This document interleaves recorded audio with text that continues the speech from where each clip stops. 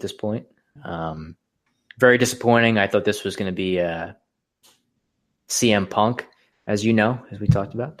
But sure enough, they decided to go with Juice Robinson instead. I mean, that's a lateral move, right? Suitable replacement. So, well, anyway, that was a very long shot, obviously. But yeah, they just made this match on television, I think, or on the Baltimore show last weekend. So the ROH G1 Supercard. Yes. So I'm going to go with the Juice. So. He's loose. 3-way match for the IWGP Junior Heavyweight Championship. Taiji Ishimori versus Dragon Lee versus Bandito. Stop the presses, Joe. This is your front runner for match of the weekend. Love Ishimori. I love all three of these guys. Dragon Lee has been a stud since I saw him against Will Ospreay 3 years ago. I think it was the final battle. My gut says Bandito is taking the title here. He's been heavily favored in Ring of Honor. He's great everywhere he goes. They're really putting him over. He's getting a lot of big name, high profile wins, and I think this would be the right move here to do it at Madison Square Garden. So I'm saying Bandito takes the title. Well, as a famous man once said, my guts have poop for brains. So my gut is probably wrong on who I'm going to pick for win this match. And I really I can't say I've seen a lot of matches that Ishimori's had in New Japan, so I'm really just kind of going very generic with my pick here. But I'm going to go with Ishimori to retain, pinning Dragon Lee. I think they should at least protect Bandito. Like you said, he's been heavily featured on Ring of Honor TV. They may very well switch the title, as you said. I think that's definitely a possibility, but I'll just go with Ishimori here. Okay, winner takes all 4-way tag team match for the ROH World Tag Team Championships and the IWGP Heavyweight Tag Team Championships. The GOD, Guerrillas of Destiny, who are the IWGP Heavyweight Champions, versus Villain Enterprises, who are the ROH Tag Team Champions, versus Evil and Sonata of LIJ and the Briscoes. Joe, is this the toughest match for you to call on the card? No, I think I'm pretty confident in this one myself. But what are your thoughts? Who do you think? You have a lean one way or the other? I'm picking. I was going to say I want you to go first, but I'll go first. I can go first if you want. That's fine, I don't want people to think I'm jacking your moves here. I'm going to go with my heart, Joe, and I'm going to go with the team that's been around the longest that deserves a huge win, and I'm going with the Briscoe brothers. I have a feeling they might have taken the titles off of them just to give them that big move at MSG. They deserve it. They've been a tag team for 16, 17 years, in and out, day in, day out, consistent Ring of Honor. They really are the lifeblood of Ring of Honor. They've been in Ring of Honor since day one. Watch the damn tapes, Joe. Watch the tapes. I love the Briscoe brothers. Every match they're in is enjoyable. I mean, the match at the Road to G1 show against Villain Enterprises was just awesome. I could watch the Briscoes and Villain Enterprises wrestle, for 3 hours at a clip. But for me, I'm going Briscoe brothers. Yeah, I'm going to go with the Briscoes as well. And I think you hit it right on the head as far as my reason why. I think that they switched the titles from them so that they could get a win here and win the championships in Madison Square Garden. I think so. I think that they're going to win and be double champions coming out of it. So very similar to, I was mentioning about Kelly Klein, I think getting a win and winning a title in MSG. I think they're going to do the same thing here for the Briscoes, and they'll walk out with both sets of titles. Will you be pulling for them as well? I will be pulling for the Briscoes. I don't have anything against any of these teams. I very much have enjoyed Villain Enterprises since they came into ROH. I know Evil and Sonata are very good, and Tamatonga and Tongaloa have been New Japan doing damage for a while. So I don't have any issues with any of these teams. I think it should be a very entertaining match, hopefully like a brawl type thing like you mentioned earlier. So I think I'm going to go with the Briscoes as well. Actually another match we could potentially die at. Yeah, there's a lot of opportunity for that, I think, this weekend. So a PCO cannonball right to the face. A match that I forgot about completely until now we're running down this card. The British Heavyweight Championship, Zack Sabre Jr. versus Hiroshi Tanahashi. Oh, this is going to be another good match. These guys have had some really good chemistry. They had a good match in, the New Japan Cup, and they had one in the G1 too, I believe. I think you're right. I love Zack Sabre Jr. I love his style. Well, a lot of people are like, I don't get Zack Sabre Jr. I don't get people who don't floss. Okay, it's to each his own. Tanahashi, man, I don't know. I'm going to put it this way: Zack Sabre has more big wins ahead of him than Tanahashi does. So I think giving Tanahashi a win here for the Rev Pro British Heavyweight title at Madison Square Garden would be a good moment. It would make sense. You and I thought he was going to be competing for the IWGP Heavyweight title there. So I'm all in on Tanahashi in this one. Yeah, I agree with you. I think one of the reasons I thought that he would win the New Japan Cup was because of the way they were putting him over on commentary about wanting to have a match in Madison Square Garden for the title and all that type of stuff. And then he lost in the semifinals. So I think, like you said, this would be a way to get him a big win like that by winning the title here. So I'll go with Tanahashi as well. Next up, we have IWGP Intercontinental Championship. It's Naito against Ibushi. Oh my God, dude! Just going down the card right now. This card is really, really good, Joe. It's above average for sure. It's almost as good as WrestleMania. Naito, I don't know what the deal is with Naito. He's in the heavyweight title picture. He's not. He's in. He's out. I think Ibushi's going to take the title, and I think that might open the door for Naito to really go into the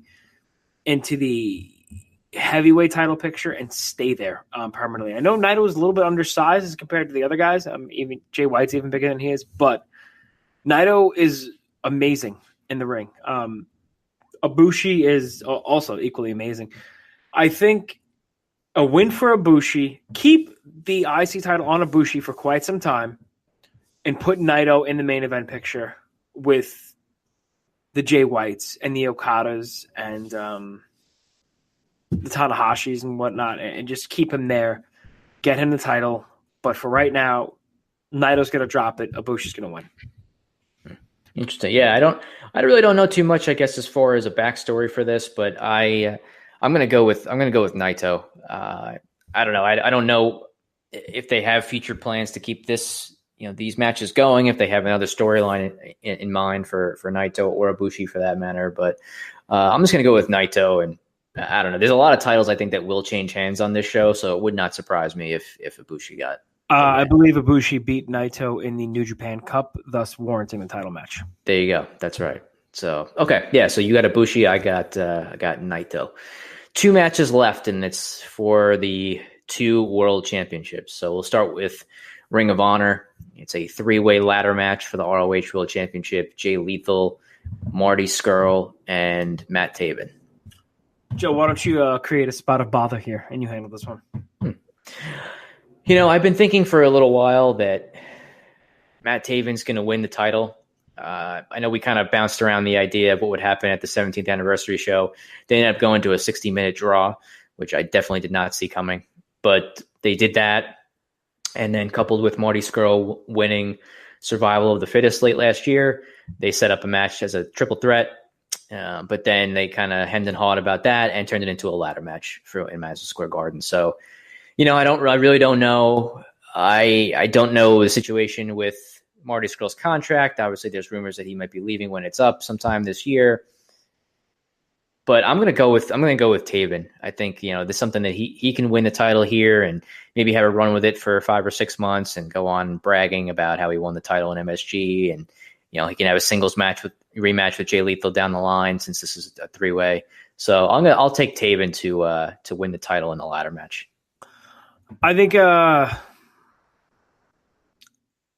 man, this one I've been really kind of going back and forth on. I don't see Jay Lethal walking out the champion, although I wouldn't hate it if he did. I mean, he's been, a stalwart in Ring of Honor, and he's been a great champion. He was a great TV champion. He's an even better world champion, a world heavyweight champion. I think they're going to put it on Marty Scurll, and part of me thinks they're going to try to use that as a bargaining chip in the contract negotiations. I mean, they could give him as much money as he wants. I don't expect to see him stay with Ring of Honor, but I think to give the fans that moment, considering how over Marty Scurll is, I think it'll be a big moment when he does win the belt. It should be a great match. And if he does win the title, I look for the match against Nick Aldis at the Crockett Cup to be a title versus title match, which would be even bigger. I think that'd be cool too. So I'm going to say Marty Scurll, head of Villain Enterprises, wins the Ring of Honor World title. All right. So, yeah, last match is the IWGP Heavyweight Championship. It is Jay White, the champion, against Kazuchika Okada, who won the New Japan Cup to earn this title shot here at MSG. You want me to go first? I'll go first. As I'm predicting the show and I'm thinking about it, I'm just predicting so many title changes, but it's not all for the same organization. So half of the Ring of Honor, half New Japan. I mean, it would be a wild scenario where both Ring of Honor and IWGP heavyweight titles change hands. But I think that's what's going to happen. I think the plan was for Okada to wrestle Omega at the G1 show at Madison Square Garden. Obviously, those plans fell through, and they kind of just inserted Switchblade Jay White into the Kenny Omega role because he looks like the cleaner. He kind of wrestles like the cleaner, and he's got a very similar gimmick. I don't know if the plan all along was for Okada to win the title, but Jay White, he hasn't had it that long, but he's been a good champion. He's had good matches, so it's tough for me to say. It's tough for me to see them take it off him so early. But the kid's so young. I think he's like 24 years old. I mean, he's literally got the world by the balls. He's got plenty of great matches ahead of him, and I'm sure a contract renegotiation with New Japan at some point too. But to me, I think because of what Okada has done for New Japan Pro Wrestling and the love he has from Gedo, I think they're probably going to put the title on Okada. Yeah, I agree with you. I think, as you mentioned, that the part of the original plan was probably for Okada to win the title back from Omega at MSG, and then with whatever the situation was with Omega's contract and leaving New Japan, they flipped it to Tanahashi. Tanahashi flipped it over to Jay White shortly after that, and now we have this match main event in the show. But I would find it tough to envision, assuming this match goes on last, which I'm going to guess that it will. I just have a tough time picturing in my head the show ending at Madison Square Garden, which this is the biggest or most important show in Ring of Honor's history, but also a very big show for New Japan, at least in the United States. Absolutely. To see it ending with Jay White retaining the title, I think it'll be more of a moment or something they can call back on if it's Okada winning the title to end the show. So I'm going to go with Okada as well. So, yeah, I do predict a lot of title changes also on this show. But you know what? When I think about it, when we watch some of the big New Japan shows, we watch Wrestle Kingdom, like they change a lot of titles on those shows as well. So, yeah, and it's not terribly out of character, I think, for them, especially to have a lot of title changes on the show, especially ones that are specific for New Japan. So I think it's possible. I mean, I think there are going to be a lot of title changes, and most importantly, there'll be a lot of great matches on the card.